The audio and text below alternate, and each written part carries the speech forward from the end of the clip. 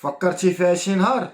فكرتي باللي هذيك الدار اللي باغي تبنيها غدا وهادوك الوليدات اللي كتحلم بيهم وتكحل بيهم عينيك يقدروا يطلعوا هما اكبر كابوس في حياتك، او يطلعوا هما الضحايا ديالك.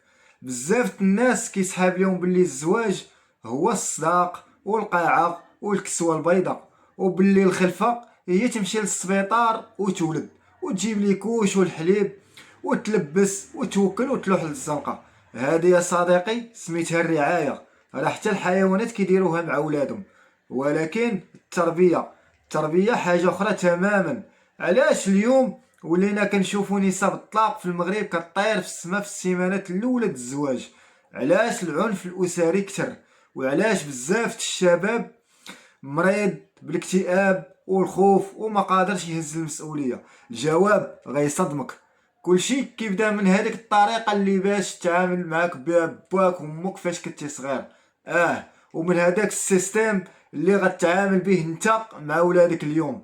انت دابا قبل ما تشعر كتصنع يا اما راجل متزن غدا غيبني اسره ناجحه، ولا كتصنع انسان معقد وحاقد ومشرط من الداخل اللي غيهدم اول دار غيدخل ليها.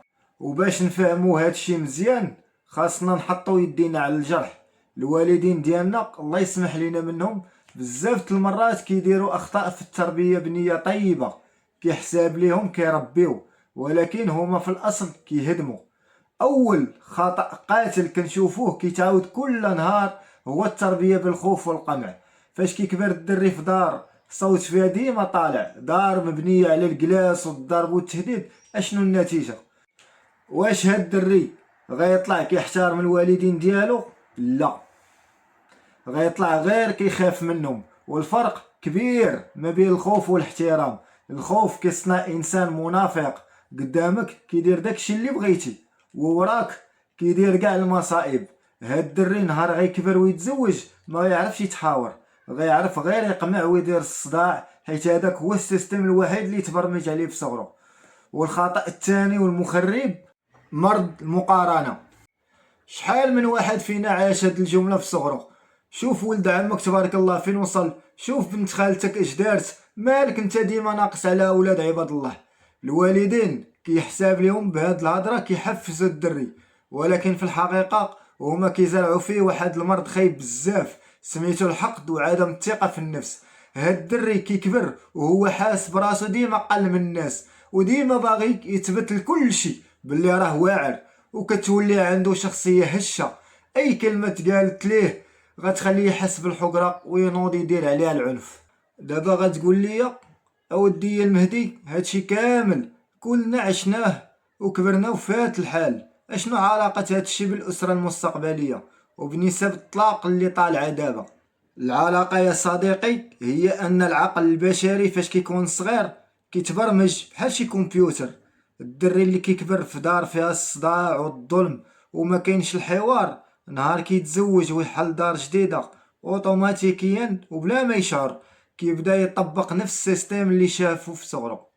كيحساب ليه باللي الرجوله هي الغوت والقمع، حيت هذاك هو النموذج الوحيد الراجل اللي تخزن ليه في عقله الباطن. والبنت اللي كبرات في دار ما فيهاش الحنان والاهتمام وكتسمع غير المعيور والمقارنه كيكبر معاها واحد الجوع عاطفي خطير. هاد البنت نهار كتكبر كيسهل على اي واحد يضحك عليها بجوج كلمات زوينات وتقدر تلوح راسها في زواج فاشل وغلط غير باش تهرب من واقعها، وفي الاخر كتصدم باللي طاحت في نسخه كتشبه لدارهم.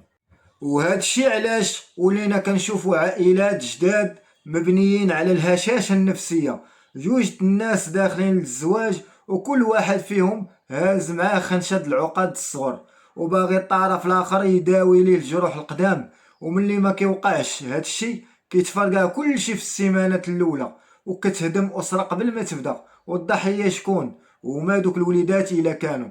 وهكا سلسلة العقاد كتبقى غادا وكتدور من جيل لجيل.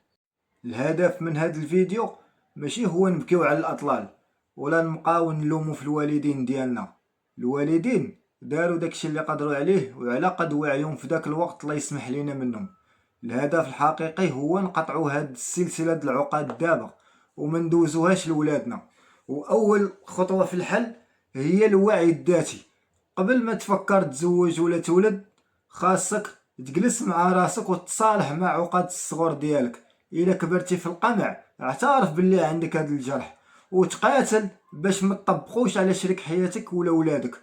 الرجولة ماشي هي الصوت العالي، الرجولة هي الاحتواء والحوار. وتاني حاجة وهي اسهل واقوى قاعدة في التربية بالقدوة ماشي بالهضرة. ولادك ما غيطلعوش كيديروا داكشي اللي كتقول ليهم، غيطلعوا كيديروا داكشي اللي كيشوفوك كديرو. الا شافوك كتحترم الام ديالهم وكتعاملها بلطف، الدري مباشرة غيطلع كيحترم العيالات، والبنت غتطلع عارفة باللي قيمتها غالية وما غترضى بقل من داك الاحترام في مستقبلها. ميساج هدايا ديال لي بارون ديال هاد لا جينيراسيون هادي، حيت حنايا والدينا ولا جينيراسيون ديالنا ما يعيشوناش في الحب والتعبير على الحب ما بين الرجل والمرأة. كاملين تكونوا متفقين معنا اننا عشنا في واحد الجو كهربائي بور نو با دير اوت شوز، واحد الجو اللي ناشف، واحد الجو سك، واحد الجو فيه الخوف، واحد الجو فيه الغوات، واحد الجو فيه الصداع، واحد الجو ديال ما تعبرش، ما تقولش، ما تهلاش. ميساج لا نوفيل جينيراسيون، بينوا وعيشوا وليداتكم في الحب، سي امبورطون، في ليكيليبر، شبعوهم. حتى جات الحب لا ما خداش من عندك، سمعني مزيان، غادي يمشي يقلب عليه عند واحد اخر. لي بارون، الاباء، لي بابا، soyez présents pour vos enfants. وليداتكم بنيتاتكم كونوا présents. لا بريزونس ماشي هي الفلوس، لا بريزونس ماشي انك تعطي غير الفلوس، لا بريزونس هو انك تهزو ولا تهزها وتحس بها انه وتحس بك بانك كاين حاضر في سيتواسيون ديفيسيل.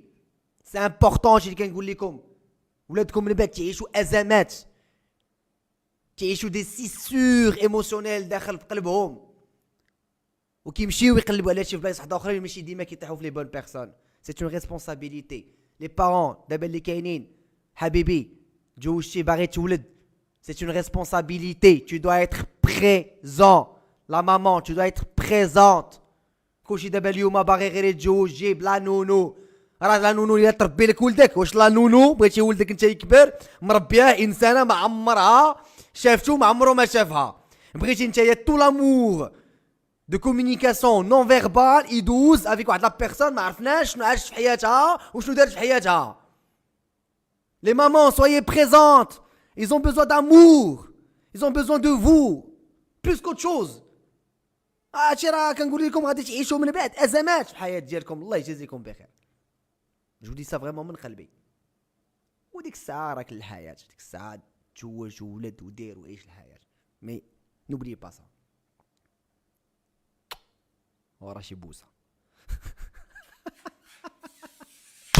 وفي الاخر التربيه ماشي هي توكل وتشرب وتلبس، هذه سميتها الرعايه. وكيف ما قلت لكم في الاول حتى الكائنات الاخرى كديرها. التربيه الحقيقيه هي تبني انسان متزن واثق من راسه وقادر يواجه العالم بلا عقد.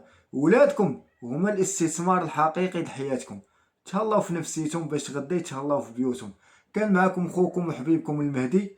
الى عجبكم بحال هذا التحليل وبغيتو نتعمقوا فيه اكثر ما تنساش تخلي لايك واشتراك في القناه وكومونتير قول لي فيه رايك بصراحه. تهلاو في راسكم ونتلاقاو في فيديو جديد ان شاء الله.